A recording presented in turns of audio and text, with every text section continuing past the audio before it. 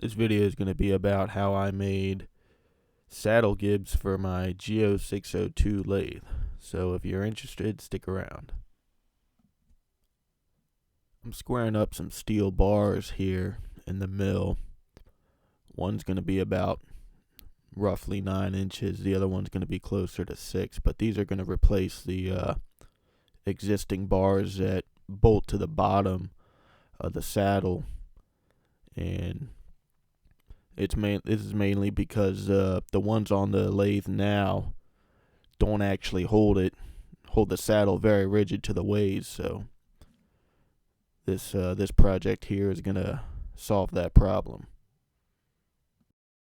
All right, with that flat surface, I can glue it up, then take it to the surface plate, scribe a line on there, and cut off what I don't need with the bandsaw.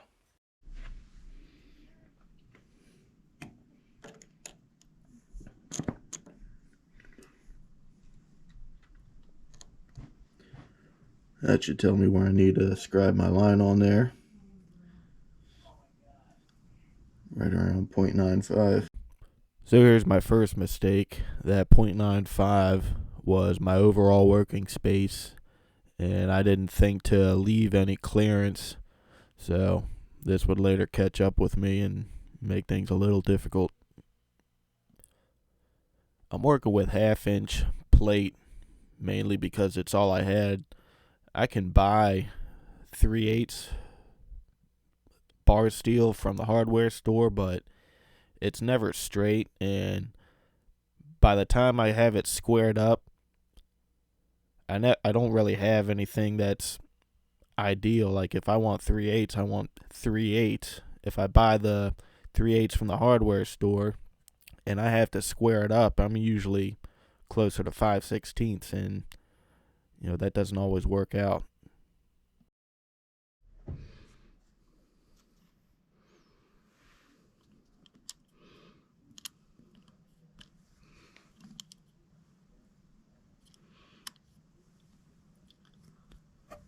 .376. I'm gonna call that good. So I got these all squared up and down to 3/8. Before I go any further, I want to start working on how I'm going to hold them at the angles that I want. I went with some 1/4-inch aluminum plate here. This is just one of the 2 parallel bars that I made. Now, these aren't necessarily going to function just like parallels that you would put in your vise and set your part on top of. These are going to actually hold the part in between and have holes drilled in them to accommodate dowel pins. Now the part's going to sit on top of the dowel pins, and their location will determine the angle of your part. This set of parallels would have 2 different angles on it because the lengths are different. They'll have the same 1/8-inch rise, but one's going to have a run of 9 inches where the other one's going to have 6 inches. And if you're going to do this, one thing to remember is don't finish your parts to the final length, because then you're going to have pretty much nothing to sit on top of those dowel pins.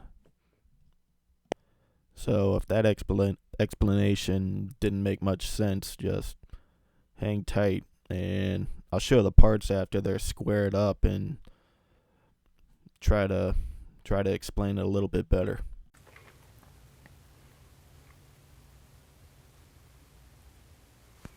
And hopefully this gives you a good idea of what I'm going to try to do. So there's all the holes drilled from this one. All I did was move my 0 over another 1.5 and came down 6 inches and moved it back up the 1/8 of an inch. So these 2 are both, I think that was 1/2 down and that's going to be 5/8. I'm going to clean these up, bring them to the bench, and get some pins made. I'm going to see how they work. So I'm just using some drill rod here. These will need to be cut to length so they fit into the vice jaws. But right here, I think, yeah, that one's just 1/8 higher, 1/8 of an inch higher. Try and do this with one hand. And those vice jaws, I can hold on to that whole part. And there's my angle. Before I cut the angles on there, I need to drill and tap the holes for my gib screws. And this would pretty much be my next mistake, because this angle, or this setup right here, just isn't ideal. And I ended up getting a lot of chatter with the that 3/8 countersink. So in the future, I'll come up with a better way to drill the holes in the ends of long parts.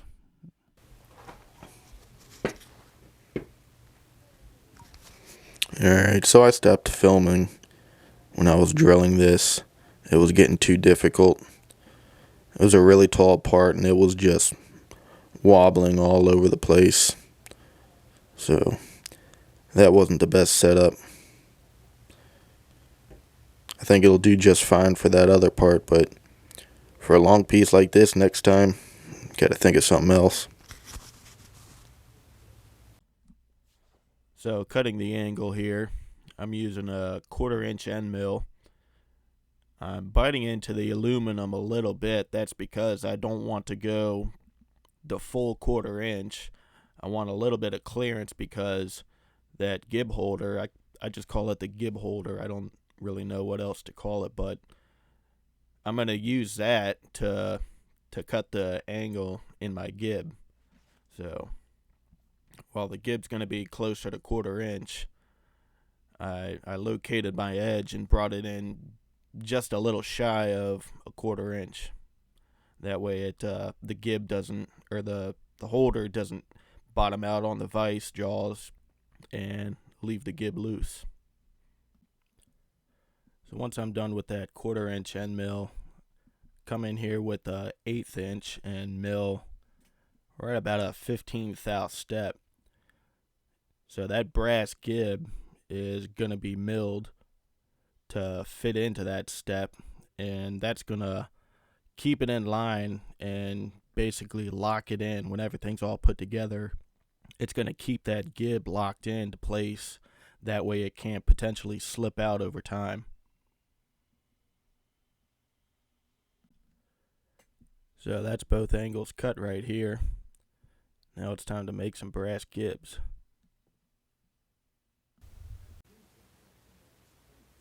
This is 5/16 by, I think that's 2 inches. Let's see, 1.5, but that's good enough. When I square this up, it's going to be down to 1/4 inch. And to get the taper cut on these, I'm thinking of just mounting them in the taper that they'll be set into when I put this on the lathe. Here they are, all cut out. Got them oversized just to give myself plenty to work with. And now it's over to the mill. Here's one of the two gibs all squared up. And right here I'm getting ready to mill that step.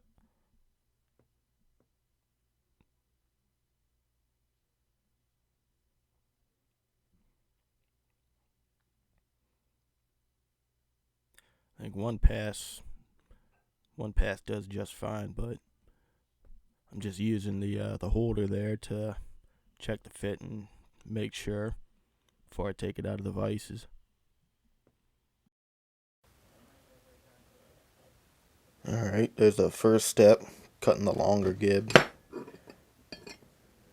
and I had to do a second pass, but that ended up so close that it's actually a stiff fit, and I'm okay with that. I did run into one problem, and that is squeeze right there, come down, got a little bit of a gap, squeeze right there, come over here, gap. So I'm thinking, to get away with this, I think when I clamp this down in the vise, I'll snug the middle vise up, then just come over and just pinch that in the one side and tighten that side down, and then tighten this other side down, and at least when it goes underneath the lathe ways, it'll straighten out, I hope, but we'll see.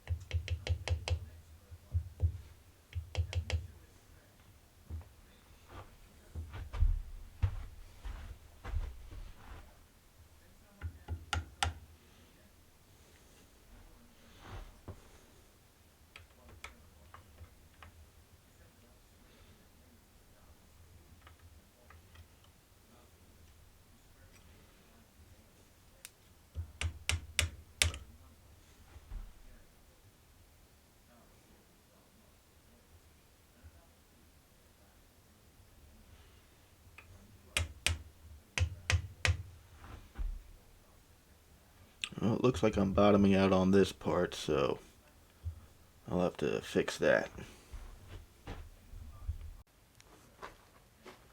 Okay, I finally got this set up the way I wanted it. Those clamps, the little clamps on there, those are going to come off as soon as I tighten down the vices. But that gib holder, I had to mill that down because that was hitting the vices, so they weren't clamping down on the gib. But I think it's going to work now, so here we go.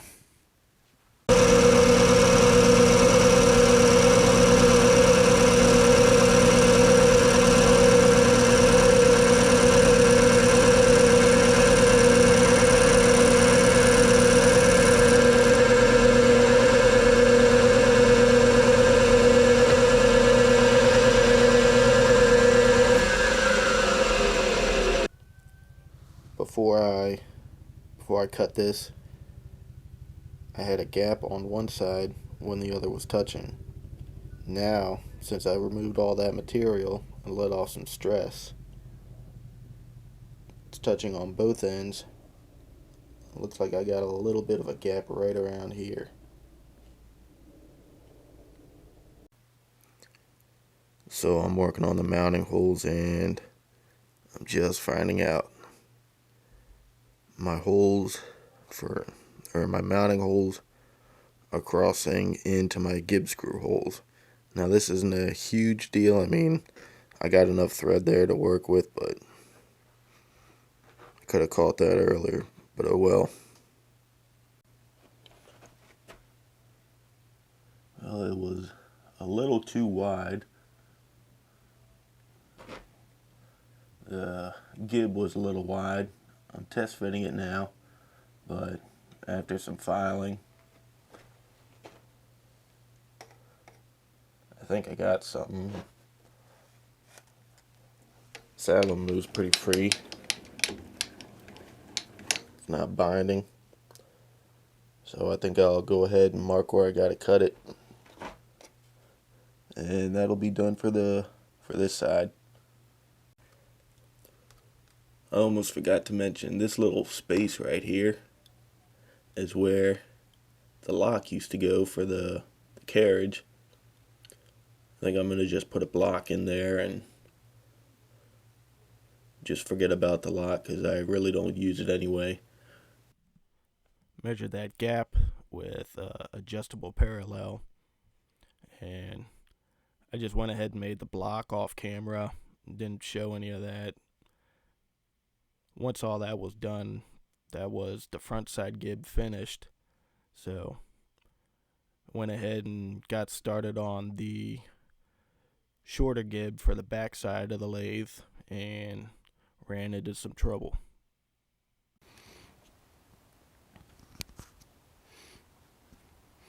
Alright, perfect time for things to start going wrong. I'd really rather not take this vise out of here and set it back up because that's a lot of time. So I'm going to try and get this thing back on here.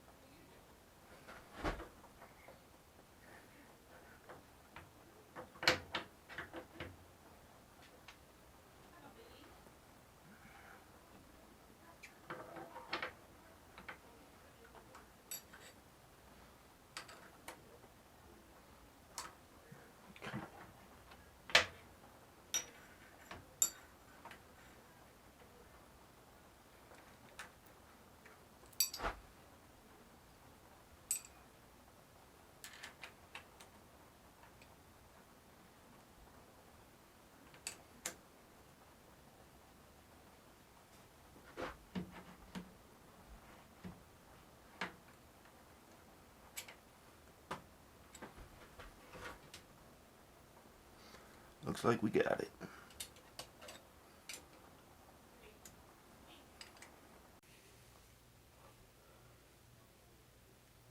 So I got this moving pretty good.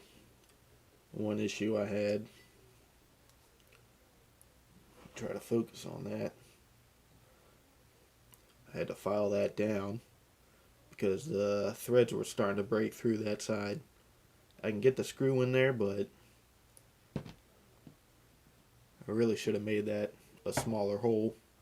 That's 1032, or excuse me, 1024. Maybe a 832 would have been better, but it'll still work. So the last step here is to get that second gib fitted. I tried to film it. This view from behind the lathe wasn't all that great, with my hands in the way and just a really cramped situation here. I decided not to film anymore of the behind the lathe. So I did come across one more issue with this gib, but I would talk about that in a moment at the workbench.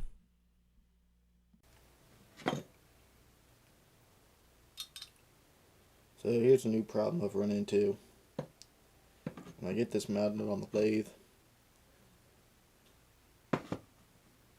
I actually thought I had this all the way in there. And went ahead and cut it, but really this wasn't all the way on the step. So then when I finally got it in the right way after cutting it, my gib went in about that far forward, and that's a little too much to a little too far for that screw to hit it. So I got to do something. Either make a new gib. I'm thinking take a little bit off here to close that up. Alright, well there it is, 10th out taken off. I think what I'm going to do, get some oil, stick that on there, and put it on like that. That way I don't have to worry about it getting stuck outside that step.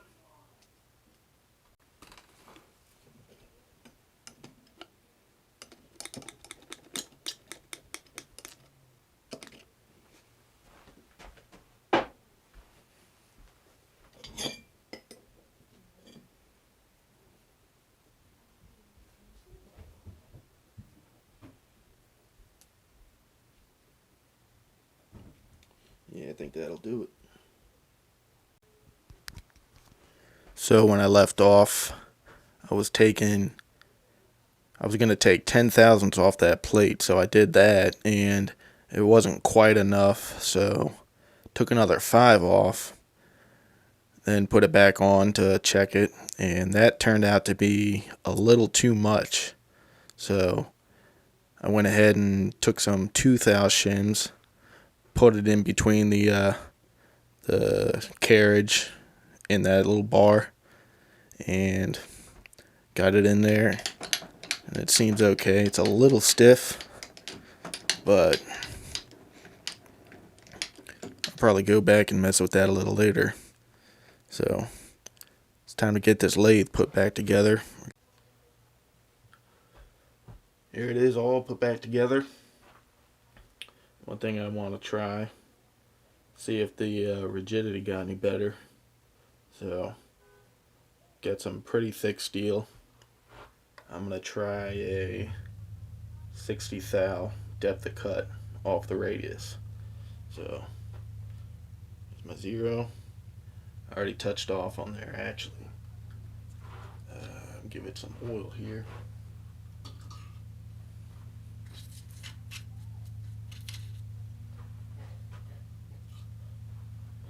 Alright, so here we go, 60 thou. Focus.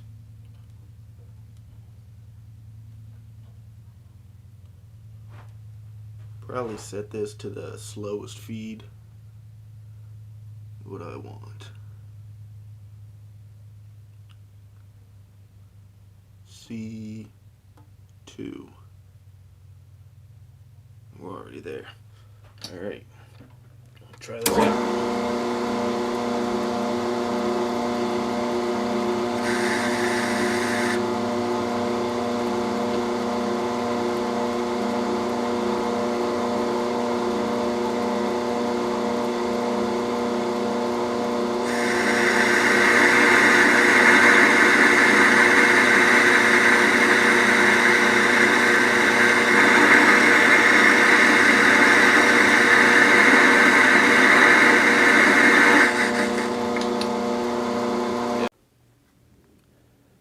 Okay, got a new battery here.